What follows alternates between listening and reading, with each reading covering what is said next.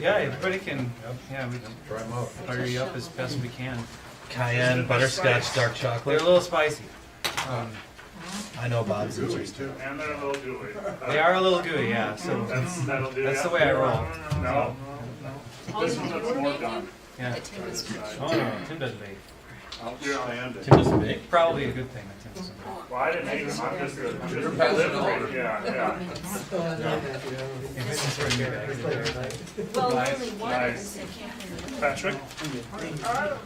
Green one's cool. those are pretty cool. I think they had, those were passed around. Oh, yeah? Keep these at a distance. Okay, we're live streaming by the way, so everybody just saw that we passed out goodies before the meeting. Before the Could have been here. Before the, Gentlemen. Okay, we'll call this meeting to order. It's at 6:30. Everybody's here. For the open forum, we're going to do this kind of a two-part thing. I just want to throw it all out there. We're going to do the first part of the open forum will be the standard open forum for the meeting. So if you have something you want to discuss with the council or bring up to the council that doesn't have to do with tax levy stuff, then that would be the time then. After that, we'll close the open forum, and then we'll start the truth and taxation hearing. When we do that, I'll give a little bit of a breakdown of the proposed budget for next year, and then we'll start the comment period for that. Does that sound good? All right, super. So, open the open forum. Does anyone have anything that they'd like to speak about that doesn't have to directly relate to the tax levy? Okay, David Ferguson. perfect. I'm not sure where this fits, but my property is within the city limits, and I get taxed as such. And I do not get any plowing on my street. Okay, And I've been told that it's because it's an unimproved road. It makes it extremely difficult to get up and down my street to my house. I was wondering if some portion of my taxes might be used to plow my street. we should. What street is your? Yeah, that was going to ask. That's Second Avenue West, above the Gunflint Trail. Oh, got it. I've talked with Mr. Roth, at least on 2 occasions about that, but have not received a clear answer. Well, I guess we have one now, but I think we can change that, so. Yeah, okay. I kind of expected that it would be plowed, so if it hasn't been yet, we'll take care of that. So it will be plowed. Yeah. Okay. Very good. Well, see, there you go. That's the end of my question. Great. That was a good question. Very productive. Anyone else for the open forum? All right, hearing no one, we'll close the open forum, move on to the truth and taxation meeting. There are packets of information here. I believe just about all of you have one of those. In that, you will see a couple of, I just want to do a bullet pointed, a couple of important items here. For 2017, the city budgeted for the general fund, the total general fund, $2,126,774. The proposal for 2018 is a 3.78% increase, which would bring that total budget for the general fund to $2,207,240.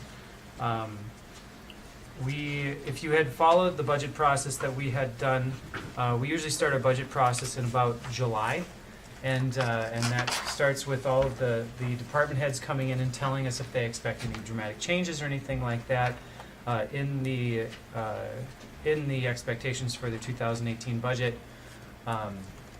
We had budgeted for a modest increase, and then we were hit with a 29% healthcare premium increase for the city, which is partially due to the fact that we have a really small bargaining unit.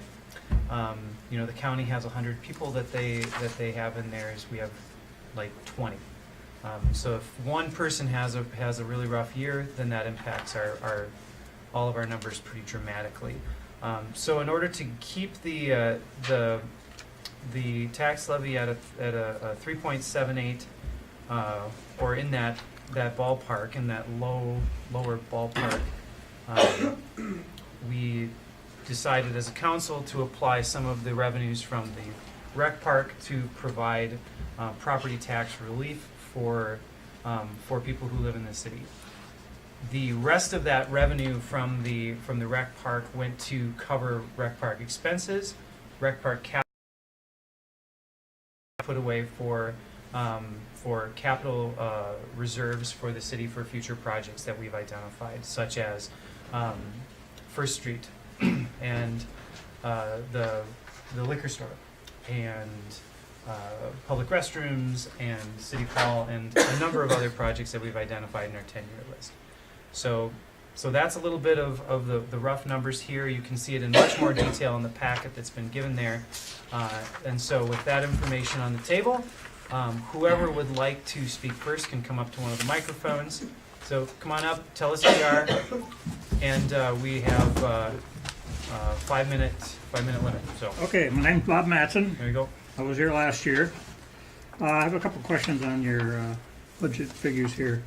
I noticed in 2 years, the street budget has increased almost $193,000 plus. What have you got planned for that, out of curiosity? There you go. I know that one of the reasons that we raised the The big piece you're not seeing is in the 2016 actuals, it doesn't include any of the money that was set aside for future street improvements. So there's a good $150,000 of budgeted capital contribution that doesn't show up there. So there really isn't an increase that as dramatic as it looks. Okay, The 2016 to 2017 difference wasn't very dramatic in terms of the budget. When you look at that 2017 actuals, it's only going to be in that $420,000 range if you include the amount that we set aside for future capital this is projects. some creative accounting going on again now. It's not creative Just- at all. just It's the what we've always been figures, doing. Just the figures. Okay, then the library in 2 years have gone up almost 70,000. Is there a real good reason for that? I can speak to that one. So the the library has when we got a new director, one of the things that we chose to do is we chose to ask the employees at the library what they would like to see happen, and every single one of the people who was working there said that they were understaffed, vastly understaffed. The board also identified that one of the strategic priorities for the library was to expand services for the library so that people all over the county could have access to library services. One of the ways that the board looked at doing that, and that eventually went with, now this is the library board, Mm-hmm. went with was the hiring of an assistant director at the library. And so what we're seeing is a bump in staffing so that we have appropriate staffing. We have had a couple of people retire and a couple of people move from full-time down to part-time. But mainly the expense that you're seeing there is the expense for the assistant director. And the assistant director is allowing us to expand services to Grand Portage, to the Hoagland area, and to Lutzen, which are things that we've been working on rolling out in the next year. So Okay. And then one last one. The YMCA, that 125, is that etched in stone now, or is this going to be a figure that continues to climb for the taxpayers? I believe that's our contractual obligation for this year. It grows on The growth is Percentage. capped at 5% annually. So if they max out their loss that we're maxed out at, it could go up as much as 5% annually. But if they don't, then it wouldn't. Yeah. Okay, that's enough of that. Now, like I say, last year I came here and I told you, you walk around the block I live on, and there are at least 8 households with retired people. That's a retired household block, almost. And for your information, my wife just got her Social Security statement for 2018, and with the increases that have come along from 2015 to 2018, her take-home pay is exactly the same.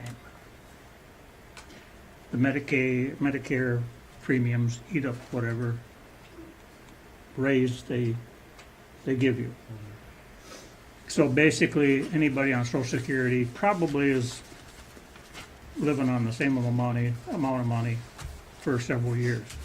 My household is fortunate because I was a public employee, and so was my wife, but we're locked in at 1%. So that's what we're looking at. So I know you feel pretty good about your 3% versus the county boys, but still, 1% versus 3% versus 17.5%, not a good ratio. Right.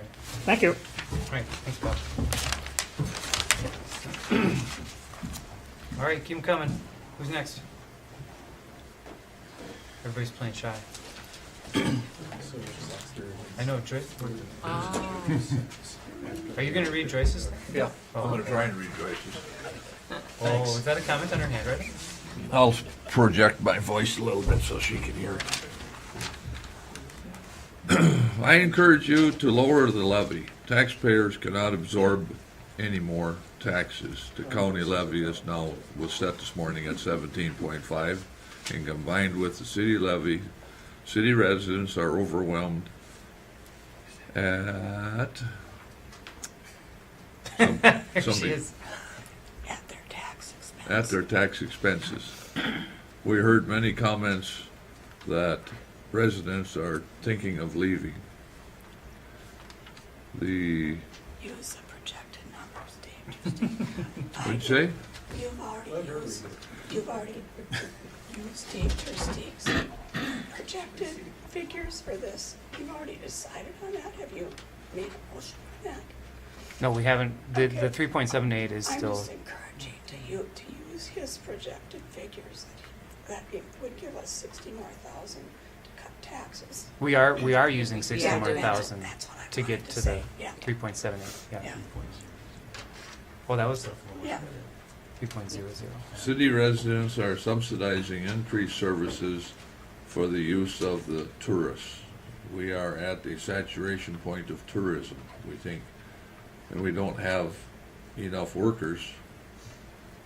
We need to come up with some mechanism to help pay for the added services. We advocate for personnel the city is absorbing. If we can't cut Medicare, meds, we, Need to be made. who does? Cuts need to be made. Too many properties are coming off of the tax rolls, nonprofits especially, and the rest of the city residents and businesses are absorbing more tax debt due to this. The industrial park, how are we, the city, doing with regards to selling more lots? The city is paying $60,000 per lot for years to make up the bond payment on this property. If we could get rid of this, the payments ending in 2031, taxes could be lowered also. She will also attend later. Okay, so that was Joyce's. That was Joyce's. Now who are you? I'm David Beckwith. I'm David Beckwith. I'm also on Social We got Security. it. We understand. I'm also on Social Security, and I got a 2% raise, and then Medicare takes 4%. It's going to be very hard. My wife finally retired from daycare after 36 years, but she's. I was wondering how much of the money projected from the park and liquor store is to be used and what it's going to be used for. Not a question is how much money for the highway project that's coming up in 18 or 19? 19. And where is the money coming from? Is it in this year's, some of it in this year's taxes, or is it coming next year's, or is it both years? Today I heard something about the streets being narrowed for that project. And I don't know, I mean, that's something you guys be talking about. Police presence. are we getting our money's worth? And I don't recall how much we're paying them, but I just don't see many squads around town. Are we actually getting our money's worth for doing it? EDA, how much do we pay for and where does it go? Do we receive a share, an equal share? It appears to me that there's lots of money going to the Lutzen Golf Course, Lutzen Waters for making snow. And I understand that our infrastructure is going to be one of our main projects in the next coming years. Do we get to borrow, the city get to borrow from the EDA for city projects like infrastructure and stuff like that? Talking with somebody again about the street department, and they made a comment that Broadway, my street, is not plowed all the way down through town. Would it be or could it be a more efficient way, instead of having our city guys do our couple of streets here, Wisconsin, First Avenue West and Broadway, would it not be feasible for the grader to be able to put down a little bit more pressure on the street, and that way we wouldn't have the lumps and bumps that some people like, but most of us live here don't. You know, the grader could plow the sides of the streets, put snow in the middle, and then our city employees could take care of it with that loader and stuff. It might be just a little bit more efficient than having our guys have to come in at 3 o'clock and do as well as they can, but it still gets lumpy during the day.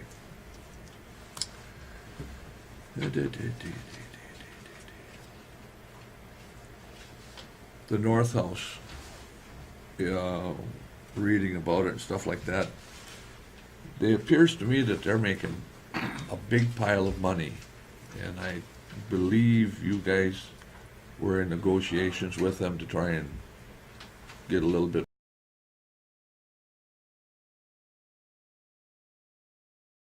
of their money. It might be able to lower our taxes just a little bit.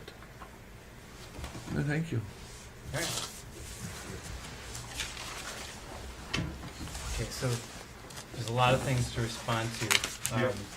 I'll probably just have to track you guys down to Yeah, that's to why I just, respond to that it stuff. was not something that I need tonight. This is, Oh, okay. ideas. All right, who's next? Come on up, tell us who you are. Is it okay to complain about taxes? I think that's what we're here for. You should get a brownie You first. could also celebrate them if Yeah. My name's Bob Gurvis, and I live here in town. And I just want to complain about how much the taxes have gone up in 2 years on my home. 148%. Now, for people who haven't had a raise from Social Security for a few years, that 2.5 or 3% that we get goes right back into medical, so you don't ever see any raises. And I think that's an awful high percentage, 148% increase in 2 years. And it just makes it hard to pay.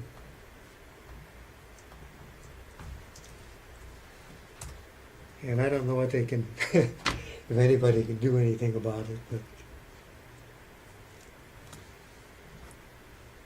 at Well, least it we're- would be easier if people could make payments like every month instead of coming up with.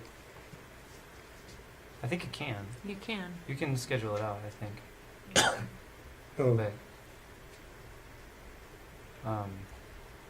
Be a question for Brady. yeah, that'd be a Yeah. question for Brady, yeah. yeah. I don't think Brady would know. But I just wanted to bring that up because Yeah. I know I've heard a lot of people complaining about how high the taxes went up, but when I figured it out last night that it went up 148% in 2 years, that's high. Thank you. Thank you. Thanks, Bob. All right. Can I just say a public comment then? you know, there's some of us that have lived in town and worked our whole life to retire. And now that we are retired, we're finding it's getting a little spendy to live in town on pension. It's just kind of a sad state of affairs. Food for thought. Yeah. Because you all are headed in the same direction. We're just ahead of you. Well, we want to make it easy for you guys. Make it easy for us. Yep. That's it for me. Yeah. So tell us who you are. David Ferguson, again. This isn't a complaint, it's perhaps a suggestion. Many of the items on the budget are essentially expenses, but a number of them are potentially profit centers also.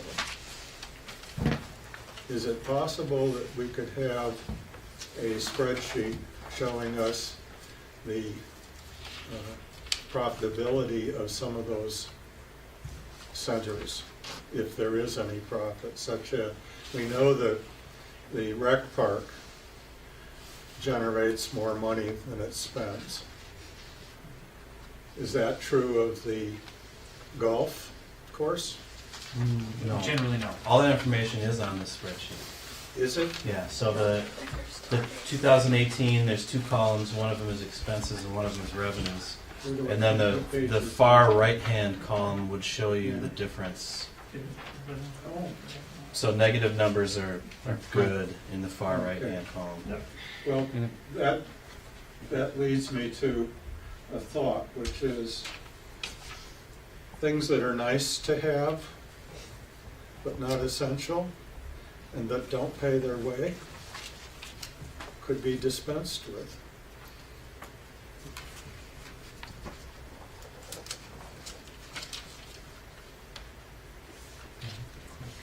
That would help reduce total expenses.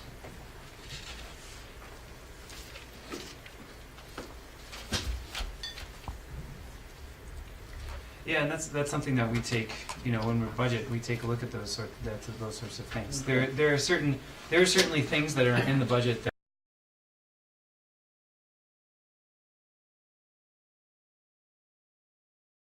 provide the services of a statutory Plan B city. I understand that. But I understand what you're saying, and when we, so this is my second or third budget session with the city here, and whenever we've met with the department heads talking about budget, we oftentimes don't have to. We don't have to remind them to be frugal because they all are pretty darn good at being frugal. The people who run the Chris at the liquor store, he's been doing a really good job of expanding what they have. So we see, when we go through our packets, we have 3-4 pages of bills, and those bills, probably 75% of them come from the liquor store. But that's cost of goods sold. That's goods for resale. So that's actually stuff that we actually make money on. And he's done a really good job of marketing that sort of stuff.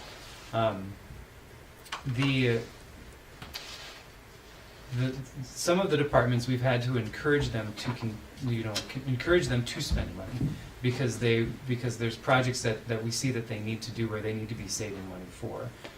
So we're trying to be responsibly putting some of the positive numbers that you see over on the far right corner here from the liquor store and from the rec park. We're trying to put those away so that when we do take on big projects, we can continue to have a modest increase in the levy. And that's for an organization of our size, taking on bigger projects is that's a real risk. Things like the golf course, that's kind of a mystery as to what's going to happen with that in the future because it doesn't make money. It's an amenity that some people in town really, really like to have, but that conversation is going to probably be forthcoming in the next couple of years as our manager up there is preparing preparing to retire. There So was an interesting article in the Duluth paper today about the 2 golf courses in Duluth.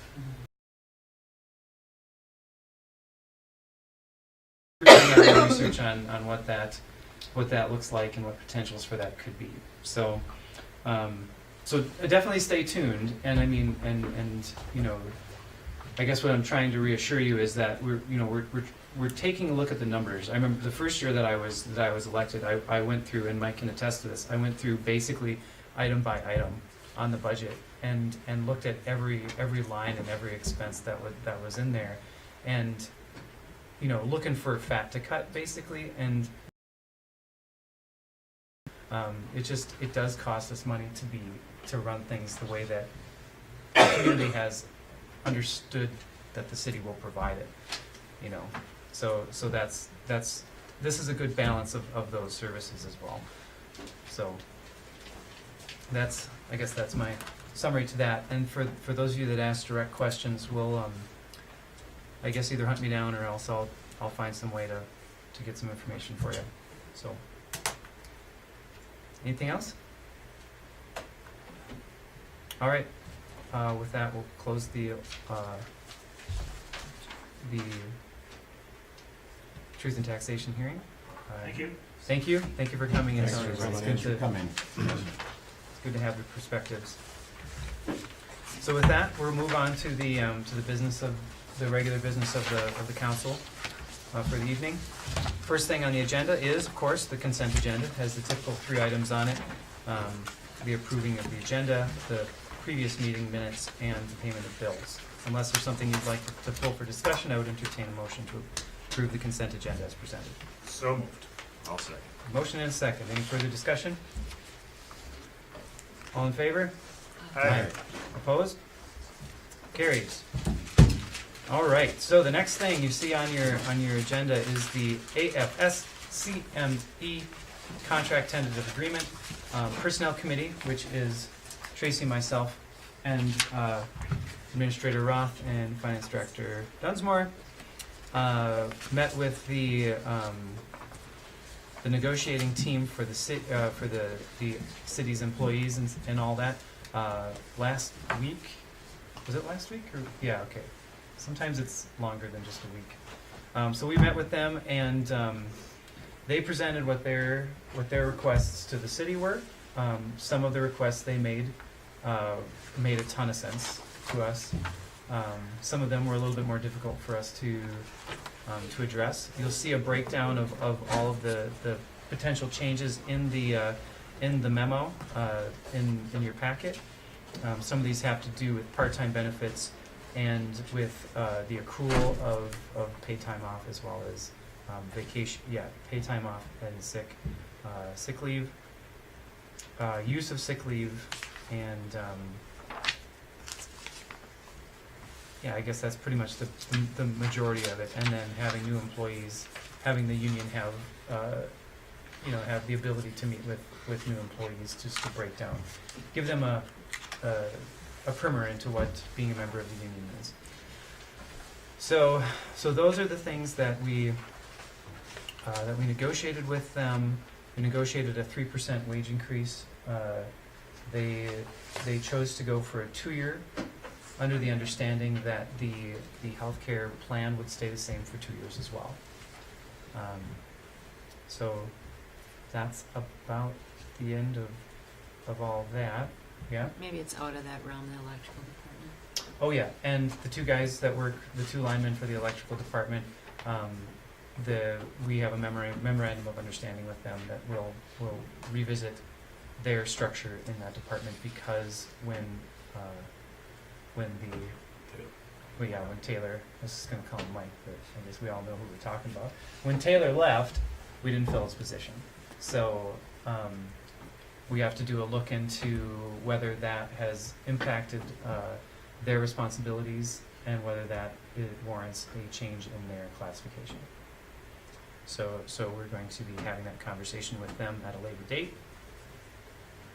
And I think that's about all we talked about.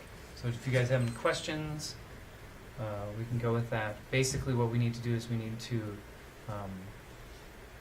approve the language changes on our side, and then we'll send it back to them, and if they approve it, then we're good. Otherwise, then we go back to it. Is that correct? More or No less? action by us tonight. No, approve it. Yeah, we need to make a motion to I'll make a approve the motion. contract. Second?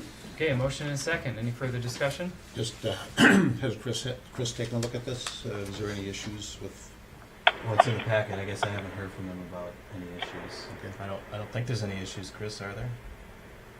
I haven't really spent any time looking at it. You didn't ask me to look at it, so I did run it by Brandon quickly, and he didn't identify anything specific. I don't think there's anything in here that's particularly tricky. I didn't see anything, but So- It almost made it easier, right, Kim? That was really one of the reasons that we moved with some of the accrual patterns that we did, was because it's going to make like the finance department's job of actually keeping track of this stuff, and when they use it, making sure that it's clear, it's going to be so much easier now. So, and it also, it makes it more straightforward for employees, so they know what they have. You know, they're gonna know what they have. And that's, we all felt like that was a win for all of us, so that was good. It's always good when you feel like that, when you come out of a negotiation. Yeah, So. we're good. Okay, so we have a motion and a second. Any further discussion? Hearing none, all in favor? Aye. Opposed? Carries. All right, so, as you may remember, there is a second part of this conversation. The second part of this conversation is the non-union supervisor wages. Normally what we do is the cost of living increase and the changes in any of the benefits that are given to the union workers, we apply those as appropriate to the non-union supervisor positions as well. So we also did a re-rating of the supervisor positions, and you can see the change in the rating, numerical rating, and thus the corresponding change with those. I don't know if there's any more you want to say about that. People have questions about what any of that means? Okay. Well, just how does it work with the library director being Library director is an employee of the city. Okay, Yep. great. And Did you, go ahead. well, I might be answering your question. We have not yet heard the conclusion as to whether or not the assistant library director will be a union or non-union position. So that is something that we are still waiting on. and how does this affect our budget? It's in the budget. It is in the budget as, Yeah. good. This is a process we've been working on for a number of months. So it's been concurrent with the budget. We've just kind of baked it in and assumed that this was happening. I would make motion to approve the wage adjustment for the non-union supervisors. There's a motion? Second? Motion and a second. Discussion. I have an item of discussion. The liquor store manager has made a request that because we have started operating on Sundays, that has increased his workload, and has made a request to be compensated for that time, going back to the time when we started operating on Sundays. Believe that we have seen, and we're probably going to have him come again and talk to us within the next month about what the Sunday sales has meant for the bottom line of the liquor store. But within the first couple of weeks, it looked like it was doing okay. So that is something that I think we should consider.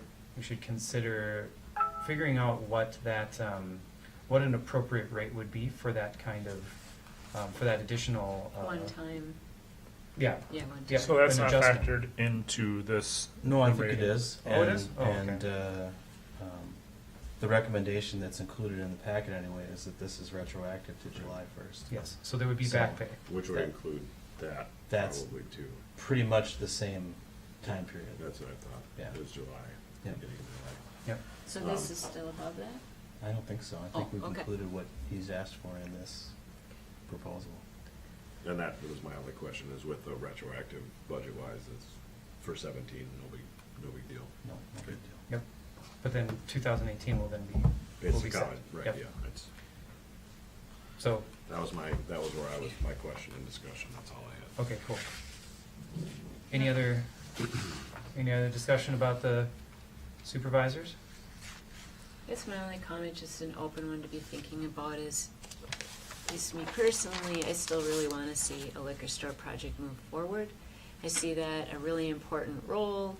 Whoever's going to help, you know, obviously it takes more people and a project manager and all of that, but to envision a lot of that requires, I think, a lot of work from our liquor store manager, and I'd like to make sure that that's kind of a recognized, that's an added, I think, stepping up to the plate when that time Mhm. comes around, and that we need to be taking and thinking about that.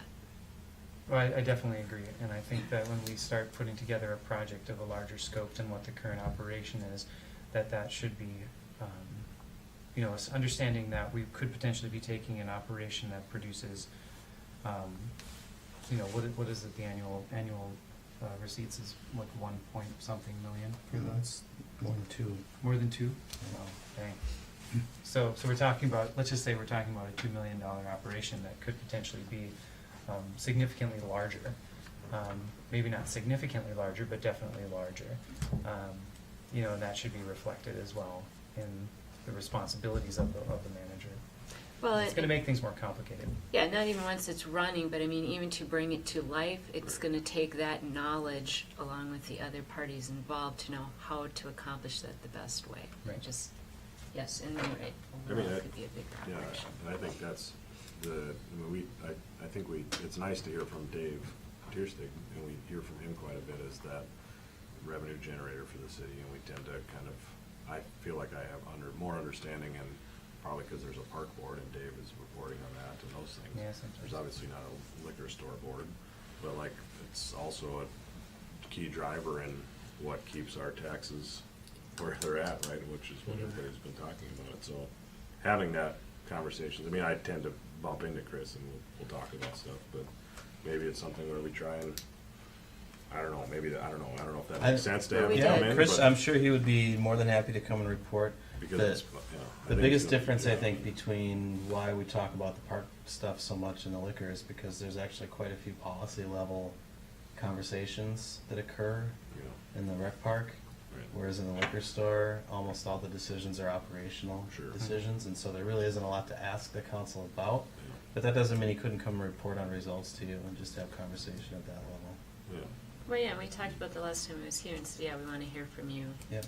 more often, and I think, yeah, looking forward, right, I mean, like with that understanding, so that whether it's us or parts of us or whoever is pushing that project forward when it's time to do that project, we have kind of an, you know, a little bit better just working a relationship with Chris, and, you know, if he's still here and still is doing that, I don't know, I just think it'd be important, mhm.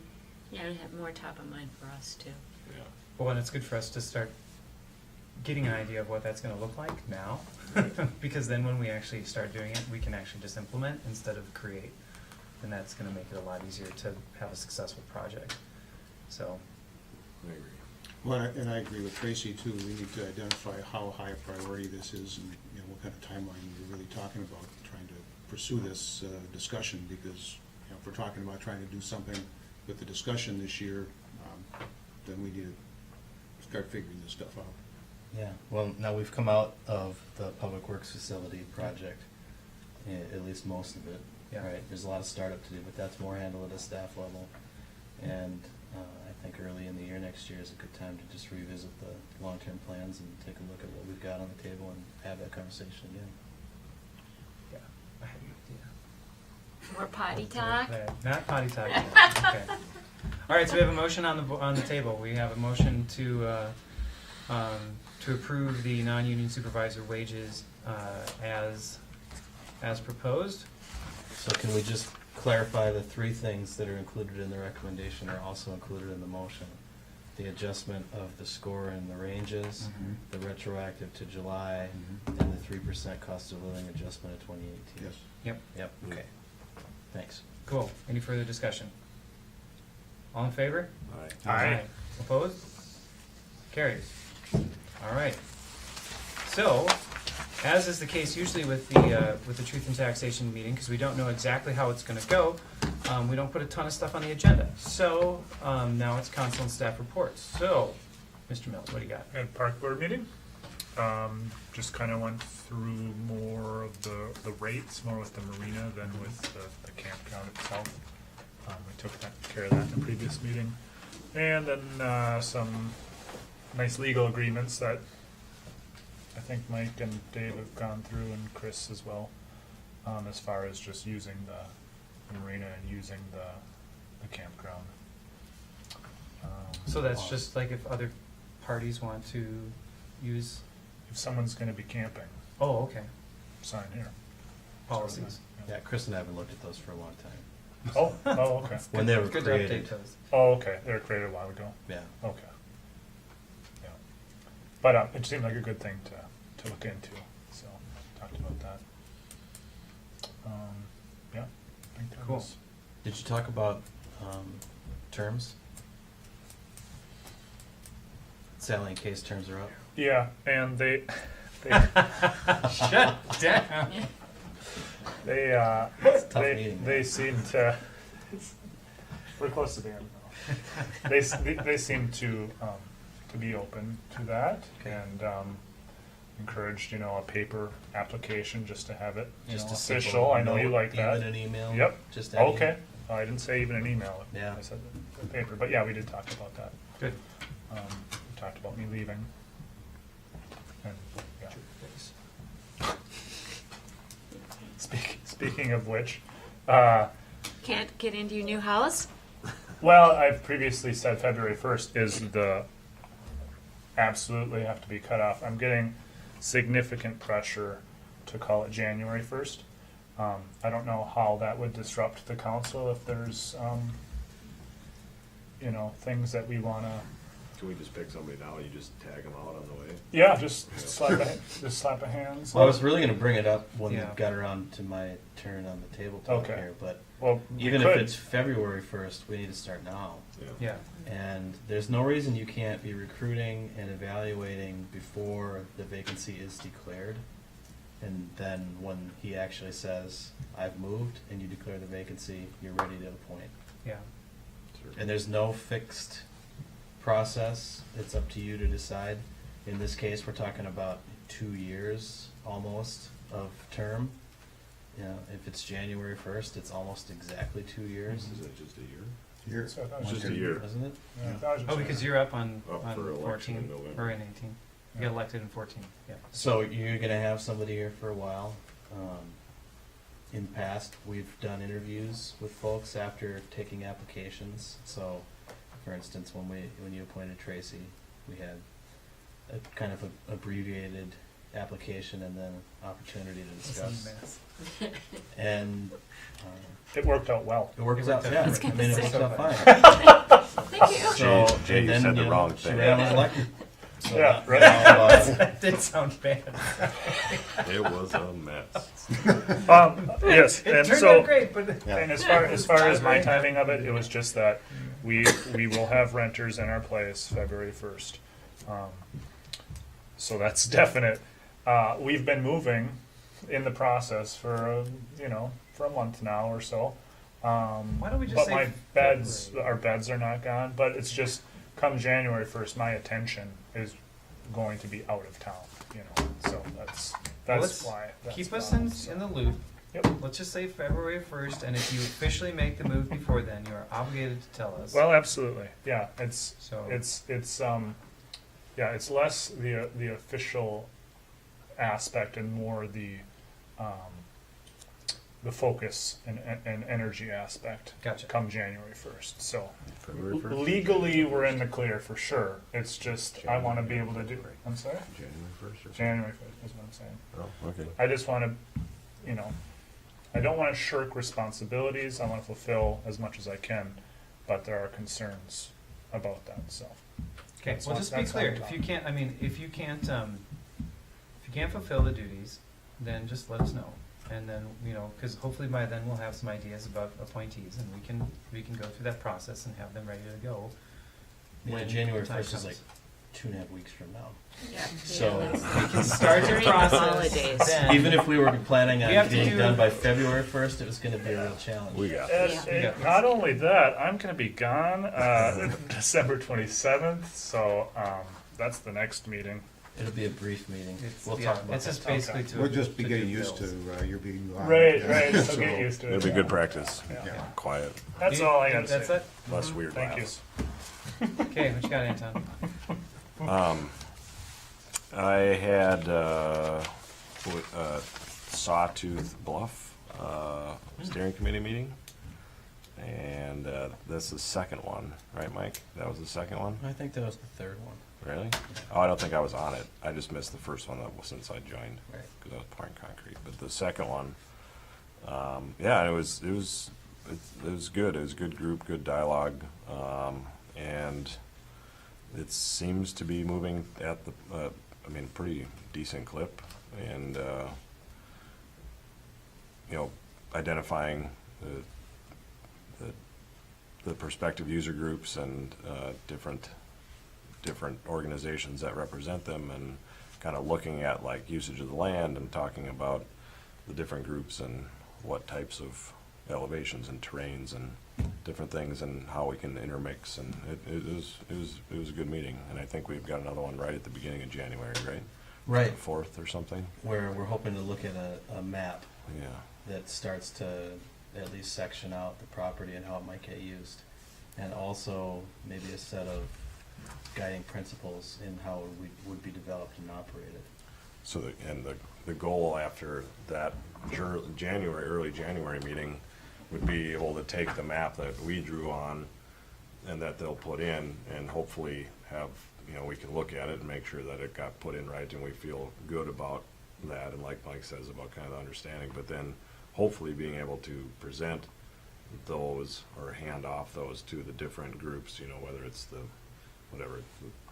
dog park people or the bike people or the horse people and the frisbee golf people. All the different rock climbing people, all that, and just to be able to say, okay, here, like, what is your, at least that's what I got out of it, like, what is your, what could you do, but what is realistic for you to try and do in the nearer term that would be sustainable and you would be able to maintain, and then, but looking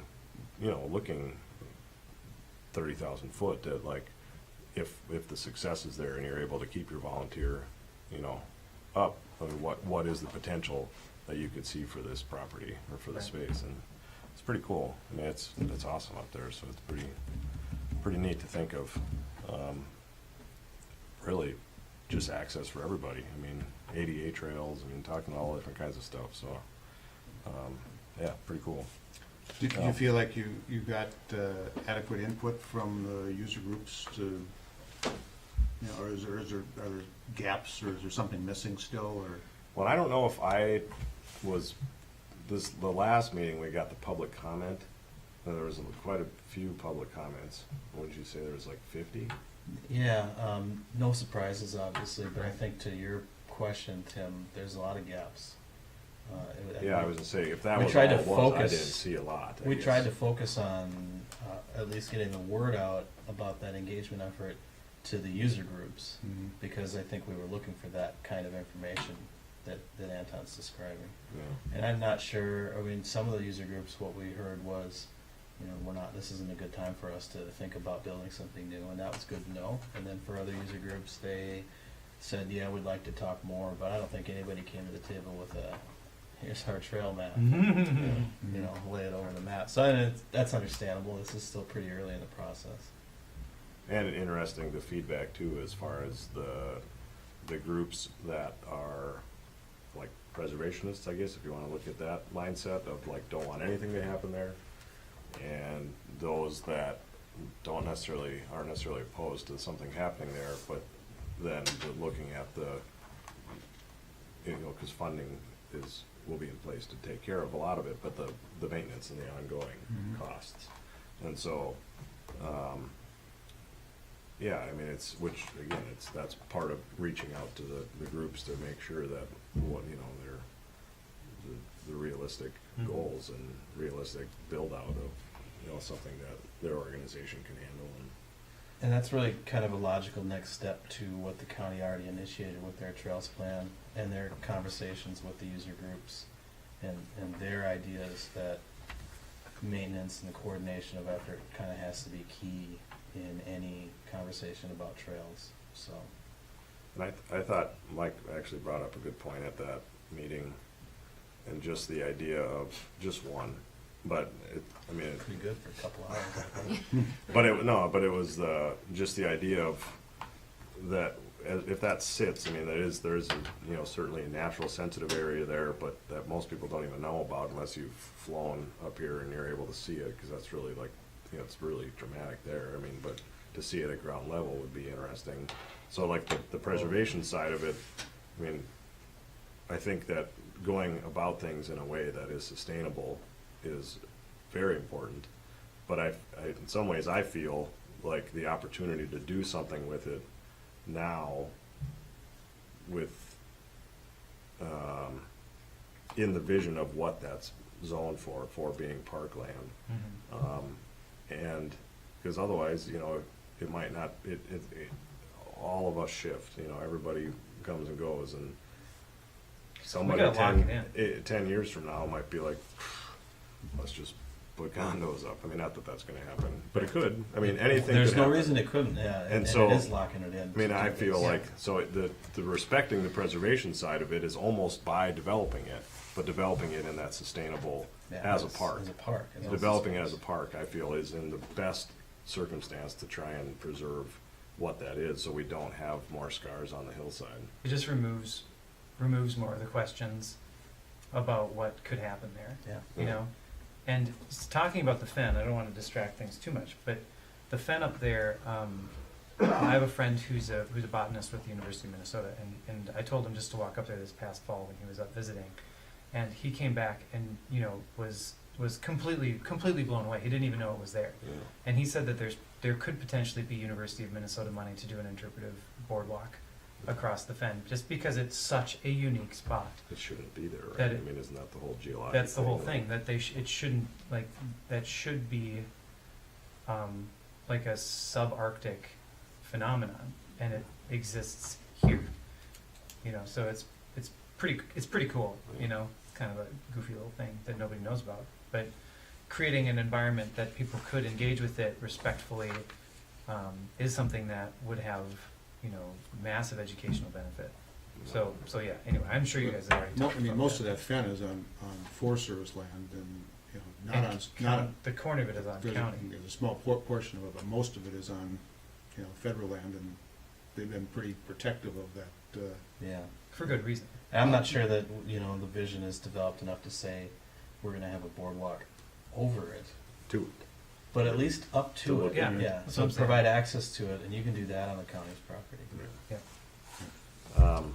So the continuation of this process is going to involve more public participation, because I think that's a concern that some people have, is that when is the public going to be able to get involved in this? Well, the comment period, is that comment period still open? No. I didn't think so. I mean, And that was targeted towards the public's user had an group? opportunity to be involved during the entire county trail planning process. They were invited in December. In January, our intention is to take the results of that and bring it out to the public again. And there's not going to be any shortage of opportunity for people to get educated about it. In terms of asking people to engage, I'm not sure if we have more questions for the general public other than, this is what is going on. Please share with your officials, what you think about it. So how will the steering committee work with the respective user groups to try to kind of flesh out a little bit more of their ideas? Yeah, I don't know if we intend to yet.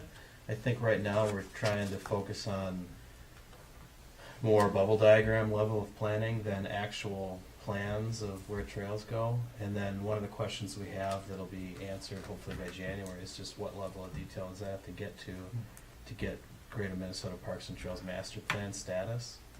And there's plenty of examples out there, so we'll be able to answer that. The idea, I think, moving forward is more like what Anton was talking about. We're setting the table, we're putting in place just the beginnings of it, but then it's more of an opportunity for user groups on an ongoing basis as they're capable and they have the capacity to operate to come in and develop parts of it. So we don't necessarily need to sit down and flesh out super details with anybody right now. First to set it aside with a rough vision, and then Yeah. to over time. Here's what all the things Incorporate. that we think could go in here, and How would here's that- how we're going to provide access to them. And some of them we might specifically locate, and some of them we might just say, Like, for example, like we talked about, I'll let you say something in a second, Dave. Just as an example, like talking about access, like what's access to that gonna be? That's one thing that we define, with connectivity to other county land, and the property behind the school, right? Right below the gun front there. Looking at that, both, again, not as engineers, but more as like what makes sense safety-wise, just thinking as like somebody that might use this, how we can have accessibility and connectivity to town and to that network. And then, and looking like, for example, like if there was a dog run, right, like a big fenced area where you could let your dogs run around, well, how does that interact and where is that get placed in relation to where, you know, there's gonna be squiggles for a bunch of mountain bike trails, and there might be like, you know, the 88 trail is gonna be a bunch of sharp squigglies on steep stuff, it's gonna be flat, and it's gonna be, you know, just looking at kind of trying to break up that space. And a lot of those things, what I had thought would be a good idea, and maybe I'm past that bubble thing that you were talking about, but about getting to those ideas of where the main aspects of that, at least in the ultimate plan, if it came to life, where things would be placed, not necessarily trails, but like features, like if there's bathrooms, the parking, some of those types of things, and then looking at the different user groups and letting them squiggle those lines, right? Looking at it on topo map, right? I mean, because every group uses a different type of trail and can use different types of elevation in different ways. Right. Mountain bikes versus hiking versus ski joring versus, you know, wheelchair accessible hiking paths. Yeah. And there's some of those things that seasonally can work together. And so, you know, the idea of getting all those things back on top of that map that would get put out there of this is where the trailhead or the hub would be, there would be a lot of intersection, but there would be probably very little overlap, simply because the groups that would be using that are all looking for different, you know, for the most part, would be looking for different aspects of topography and trails. I think that's really exciting. I mean, honestly, I think that the process, it strikes me as a really good process for trying to maximize the benefit to each of the user groups, and also kind of making the trailheads be the most useful. Like what you're talking about, having those, trying to meld all those different ideas together. I think that's pretty cool. Has there been any discussion about organizational structure? I know that was one of the things we talked about at the County Parks and Trails Commission, is the relationship between the city and the county right now. Yeah. It's kind of a joint effort, but It was laid on the table as an issue that needs to be discussed in the near future. So I think we're talking about taking the pieces that are from the city and from the county on that commission and sitting down and trying to hash some of that out. Well, what I was going to ask as far as funding with the Greater Minnesota Regional Parks and Trails Council, how would that kind of I mean, I know you have to be pretty specific to qualify for that. How would that kind of just set designation and figure out details work in that? well, I think the detail is going to have to be there to a certain degree. I mean, you can't Right. just have a broad brush. I mean, Right. the plan is going to have to be specific enough that it can be evaluated in terms of designation and scoring. But then it could be added on to, right? Or Well, we even just talked about representing trails rather than engineering trails. So the plan will show trails but we don't have to have already gone out there and done detailed construction engineering on anything. Yeah, Okay, so and there, that's so fine. there would be That's- squiggles, but Yeah. do you want to throw The something? county just got another upgrade for that Pictionary machine. Pictometry. Oh, yeah. Pictionary or It's however you the say service. that. They're buying the service, not the machine. But yes. But they can put, they could, maybe the county could go in with you guys and. Well, we Yeah, already, we're we using- already, It's a joint- we already it's a partnered joint with deal, them. yeah. So we're gonna have the entire area that he's talking about, we're gonna have high definition pictures and stuff like that, which will definitely come in handy. So Well, when we both- get to that point, Both this project and the pictometry is, I mean, we pitched in for that, and then also this project is a city-county project It together. sounded like they just got another upgrade today though, Hmm. for another couple 100,000, 200,000. That's the final result of what we were talking about a month Sure. ago. Oh, okay. so our money going into it. Oh, okay. Yes. Yeah. Okay. And then, so that was, I mean, that was good. It was a good, it was a 3-hour meeting or 2.5-hour meeting, but it was good. I mean, I thought, yeah. And yesterday I had to chair a EDA meeting because Howard was out of town. And, there was, what's that? Party sub? Nope. There was a lot of Christmas cookies though. treats. There was a lot of Christmas treats. Yeah, sure. And, yeah, that was good, conversations about, some workings with North House and the dockside, property Mhm. and IRRB grant. And so I was actually kind of surprised we didn't get a ask to, I suppose we're not the, Well, EDA is the one that they wanna go with. that I know, they but I have to mean, go. as far as the IRRB likes to see different entities supporting it, so. Well, we Anyway, Oh, got you the mean a letter letter? from North Yeah. House. Yeah, It's- maybe I they mean, don't need it's- it. okay, They, yeah, maybe they might not. not need it, but if they do, I'm sure they'll ask. And, So, till then. so, yeah, and, you know, which was interesting, to see what comes of that, and then, what else do we deal with? Oh, we sold a business park lot, and, that might close if it's cash sale, so we might be able to deal with that before it closed, depending on workload before the end of the year. Cool. We don't have any, there was 2 in 16, 2 in 16 sales, none in 17 yet, so it'd be nice just for the sake of having something on there, right? It doesn't really matter, but, so we can say we sold 1 in 17. And that's good. Yeah. And, You said something about the houses, right? I missed oh yeah, so the Grand Marais, the Grand Marais housing project, that the EDA is dealing with, Taking things off my list. that was, yeah, so that, the foundations are in, but they had issues with the supplier of getting the homes to Grand Marais, because of, I think it was on 169, there was some traffic, or not traffic, I said traffic this morning too, construction, and, they limited the width of loads, and then with cold weather, the construction was delayed, which just, you know, has pushed things back, and so,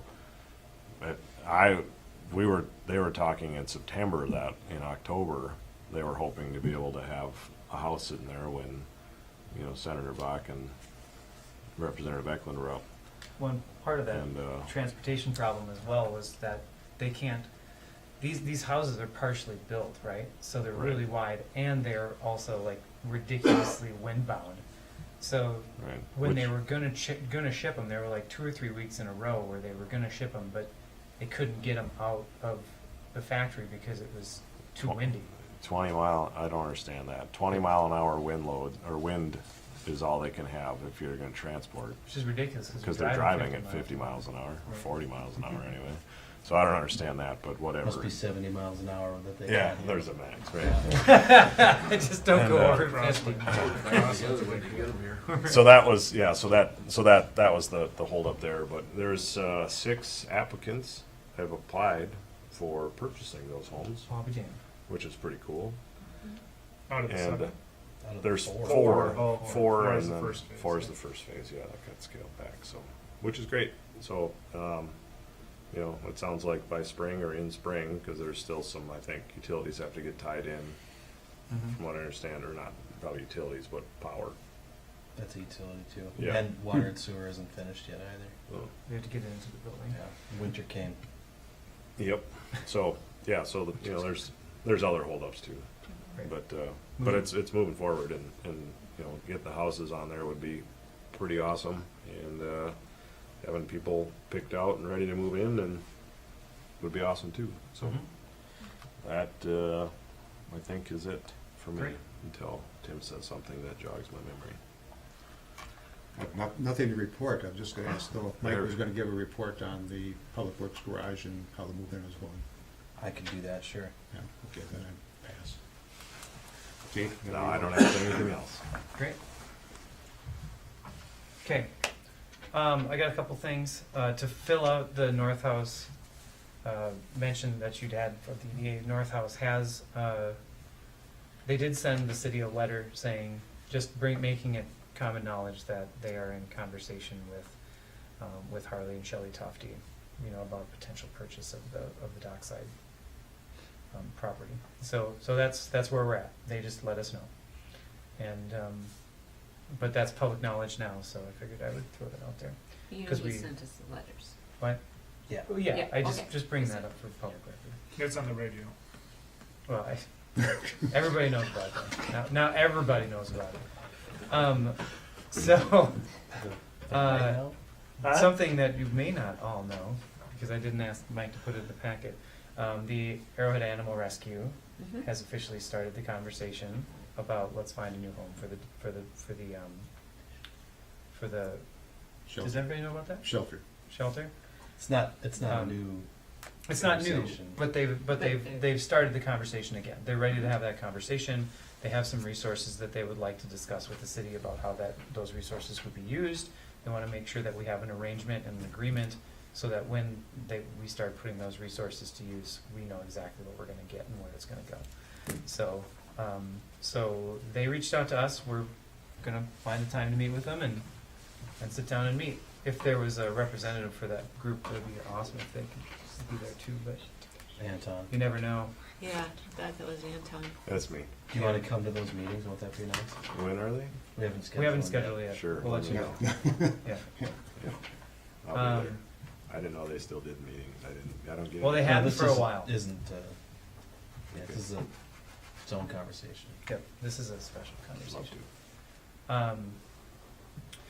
Couple of things, I mean, you guys probably all know about this because it was in the news briefings, but the library got the 5-star again, so it's been 10 years in a row that we've gotten the 5-star library award, which, you know, we're a community of, we consider it a Cook County library, so we're a community of 5,000, and every year we have annual circulation of over 77,000, you know, and the number of people that go through the doors of that place or sit outside and, you know, mooch the free internet after hours. It's a huge community resource. So We are really, really fortunate, and the best part is that people realize it and use it. yep, Yeah. that is why we keep investing in it, you know. And the library board is 100% on board for that. The other library update was that Grandpa Lyle, everybody knows Grandpa Lyle. He's having his birthday party this Saturday, so everybody should go. Because he's not going to be reading to the kids anymore. His macular degeneration is getting to a point where he's having a hard time reading, and it's seriously like you if you talk to him about it, it's like breaking his heart. But he also, you know, he's done it for what, like 50 years. So you know, it's a big thing. So everybody should go and hang out with him for his birthday. I said the dockside thing. I've had a couple of individual citizens come up and talk to me about the blinking streetlights on Wisconsin, where the ones by the lake walk will actually kind of flicker Groovy, man. and dance. One of the guys who was talking to me was like, you know, apart from the fact that it's, you know, really distracting and probably dangerous, it makes me wonder if I go through my radio, I'll find like a station that they're blinking to the music, you know, that kind of a thing. That's actually somebody told me they just drove down the street this past week and it was blinking To the music? that was in the car. Was it the White Album? Number 9. Number 9. Number 9. Our street light, the one Well, we don't know what's going on yet, but they do know about it. Okay. So I don't believe the lights are on right now. No, they're not. on. Really? Yeah. Oh, that's a shame. I know. And they also I were figured you were talking. hacked. They also were talking. One of these encounters was at the brewery, and you know, I'm not afraid, not ashamed to mention that, but they mentioned that there are 2 streetlights. You know, there's one right in front of the brewery, which we had looked at, getting that one going again, and I think it might have been going for a little while. Yeah, there's And some there's some serious problems under the street there. damaged wires during Mhm. another project that I think affect that light, the light across the street, and probably some of those lights that are on the walk. Yeah. And it's, you know, 50-50. Should you try and do a big project and fix them all now and then come back in a year and a half and reconstruct the whole thing? So, Yeah, one of the groups that I talked to had a valid safety concern about that corner. You know, like people trying to cross from the Java Moose either over to the Lake Walk or to over to the brewery. And you know, I think it wouldn't be a bad idea for us to take a look at what's the low hanging fruit for getting one of those lights going. You know, it might not cost too much. If it's going to mean we have to replace the whole fixture and stuff like that, then I say we wait because we have That's other probably the things that we easiest need part. to do. yeah, actually, that'd be pretty. They can have the one by my house. Just pull it off. Dave's fine. Dave's fine with it. I'll turn more lights on. So, Yeah, let's just borrow it. Yeah, they fixed the one by my house. I think it's probably underground. Like there's probably. yeah, I'm sure things are just all chopped up underground. Of course, it helps if Voyager turns on their outside lights too. Well, Oh, I'm sorry. Oh no. Okay. Speaking of lights, the public works facility has quite the It's pretty bright. yeah. oh, Yeah. for real? Yeah, oh, yeah. Shoot. Dark skies. Yeah. Take care of Nothing. things. Oh, they're dark Yeah. sky compliant. Are It just they goes to show really? you what the standard means. And I was wondering It's about from the. above. I mean, But it's, yeah, because if you look straight down, it would be. Yeah. oh. No, Yeah, we're it's- still talking about. I tell you what, I'll talk about that Yeah. after he's done. Well, and I'm sorry. In addition to and this is out of our league probably, but it might be worth mentioning. But the hospital lights. Are ridiculously, Wow. ridiculously bright. I yes. mean, that was. Joint powers meeting. I felt, yeah, and that was actually one of the things on my list was I Okay. think we were probably talking about a January joint powers meeting. Oh Do really? they beat the Um, tennis court lights? I don't know, man. Ooh. It's we Well, were they're on the identifying a lot of Sorry, project or a lot sometimes. of concerns for thanks David. Thanks for coming. We're identifying a lot of concerns for the dark sky conversation, which I'll just jump into that. There is a conversation about starting a dark sky chapter in Grand Marais, and there's a lot of people who are excited about that. So that group could, could be willing to do a lot of the research for what would have to happen in order for us to be designated dark sky. And I think that's probably what we should expect, is we should expect that group to help us put together the information that we need to know so that we can actually get there.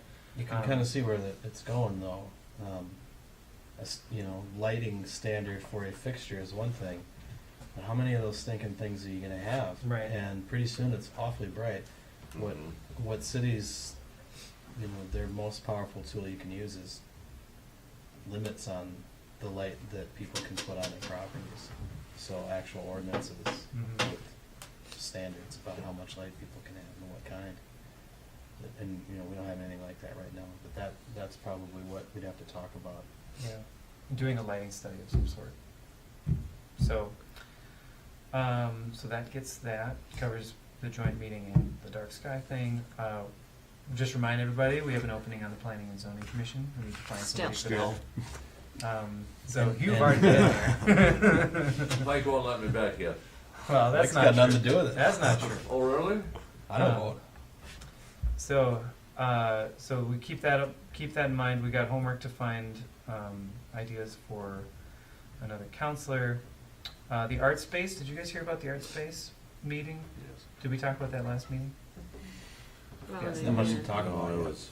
Yeah. So we're going to be having some information coming from that. We as all were well. gonna go and then we didn't. Oh, but we I did went. go. I went to a bunch of that stuff. So Yeah. that's all I have. All right, let's see. First things first, we a couple meetings ago, promoted one of our library clerks to librarian one to do the children's librarian work. And in the meantime, we've recruited a new clerk. The staff did interviews this week and would recommend that we hire Robin Harris as a part-time library clerk. Make a motion to hire Robin Harris. I'd second that. Okay, motion and a second. Any further discussion? All in favor? Aye. Opposed? Carries. Great. We got another part-time clerk. There's two other positions on the planning and zoning that'll be up this year. Hopefully both of those folks will be willing to re-up, but I haven't heard from them that they are yet. So, you know, there's as many as 3 openings on Who's our that? 5-person Who's left? board. So Todd's term is up in 18. Hal and Mike.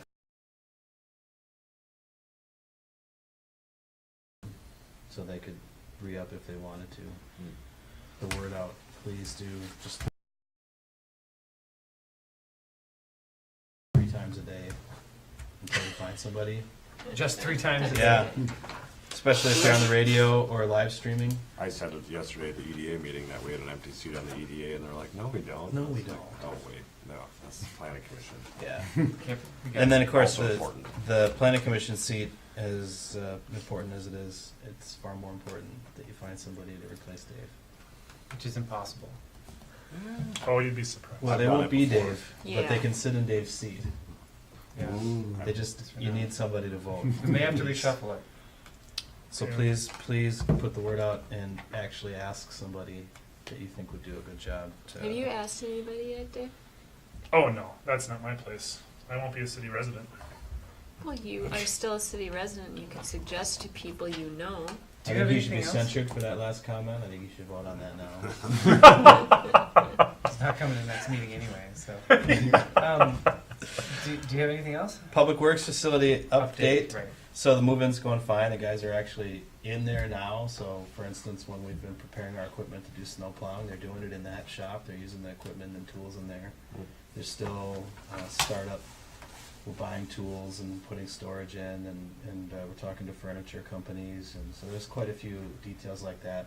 We're owed another punch list visit. So we had one last month where the architects come up, do a complete walkthrough of the facility, create a punch list, which they did. Most of that stuff is done, so they need to come up again and check that out. Otherwise, it's kind of how do we run this thing questions, and the lighting is one of the bigger ones. Had a few comments about that. I don't think we know yet how we intend to operate it, but I don't think we need those lights on all night, for instance. No way. So I'm hoping that we'll have a Motion. timer and an ability for the guys to turn them on when they're going to use the yard, but that's not been thought through or figured out yet, so we'll get there with that. But there's also just going to be some lights that are always on because code Safety. requires it. Inside the building, for instance, there always will be some sort of light on. Just like there is in here, if you turn all the lights up, one of these things is still going to be lit up. It's just the way that is. So are there any issues at all with their move-in, occupancy, anything that they've noted that, Well, I mean, there's lots and lots of little things, and not that we've had to notice, but that McGough has just kind of been keeping on top of, whether it's getting the weather stripping perfect on this door, or whether it's getting the paint finished over here. And I don't think that we've run into any operational issues yet. One of the things that'll happen hopefully soon is a walk through the building where McGough will bring the contractors that designed and constructed the mechanicals and the electrical and everything else, and just do a briefing and a training on how everything works. And then we'll have manuals, and this will all be videoed so that we can just go back and look at it if we need to understand what's going on. So the fencing we're still working on. The way that a building like this is constructed, the architect says, here's the specifications. McGough talks to a contractor, and then we select one. But then that contractor has to prepare shop drawings that say, this is exactly what we're going to build. And then they're submitted and reviewed by the architect, and they were sent back. The shop drawings that were submitted for the fence were sent back with need for change. And apparently the fencing contractor doesn't even have they're so busy they don't even have time to redo them, so they're subbing that out to somebody else, and so it's just taking a long time. Believe it or not, they still intend to install some fencing in the wintertime, so But the gate itself is the part that's the most complicated, that the shop drawings are about. Right. And there's a 6 to 8 week lead time on it, which doesn't kick in until the shop drawings have actually been Approved. approved by the architect. So it's looking to me like we probably won't have a gate until spring, and I think that's fine. Other than that, the solar panels are the other thing that's kind of in the wind right now. Our last conversation with the team and with the PUC was that we were going to see if we could just get the electrical contractor to do all the things that would be necessary inside of the building to be ready to just slap panels on the roof when we decide to do that in the spring. And that was the plan moving forward, and now that's not going to happen. The electrical contractor says unless you have a specific, this is how the panels are going to be installed, this is which panels, and this is who's going to do it, we can't do good enough prep work. There's just too many variables. So they recommend that just the whole thing waits until the spring at this point. Those aren't really surprises, though. Well, I mean, it's disappointing a little bit that it's taken as long as it has, but if that's the biggest complication that we've dealt with, then, I mean, we should really be pleased at how well this has gone. I'm very pleased. Yeah. I went up there and talked to the guys last week, and just showed up and walked in, and a couple of the guys were standing in there, and like, I asked them, so what's the problem? Like, what are the problems? And they said, well, we'd like to have an outlet here, and we'd like to maybe add some more storage over here. So I mean, like, nothing that they said was like anything that they noticed that was a glaring problem. He said everything that they've had to use thus far worked exactly the way it was supposed to. Yeah. So it's I think Is it we're dirty up there yet? Are they using it? Is it? Oh, yeah, it's dirty. It's getting dirty, yeah. And there's big stinky machines in there, which is good. Yep, So just like it was Not designed full for. yet, right? no, but it's filling No, up. when we Doesn't take started much. moving equipment in there, and you look around and it looks cavernous. Yeah. But you can imagine it being pretty full, even just with the fleet we have right now. Yeah. So it's right sized. It'll be a little bit bigger than we need, but room for expansion. But it's not spectacularly large. I think it's just what we needed. No dance hall. No. No. Well, if we parked everything in the parking lot, we could do a fine dance Hangar hall. dance. Yeah. That would be they had the tanker and the street sweeper up there when I went in there, and you could tell that, like, and they had the big front end loader, and I was like, oh yeah, this is good that they have it the size that they do, because that thing is huge. Yeah. So anyway, cool. Anything Yeah, else? That's it. Wait, our last Kim? meeting, are we gonna talk about? Oh yeah, who's we gonna gotta be figure out. here? So usually we meet on the 27th, Yeah. and then we do the final approval of the budget, and we do the bills, and that's pretty much it. Yep. I'll be here. I'll be here. I'll be here. So we got our quorum. Okay.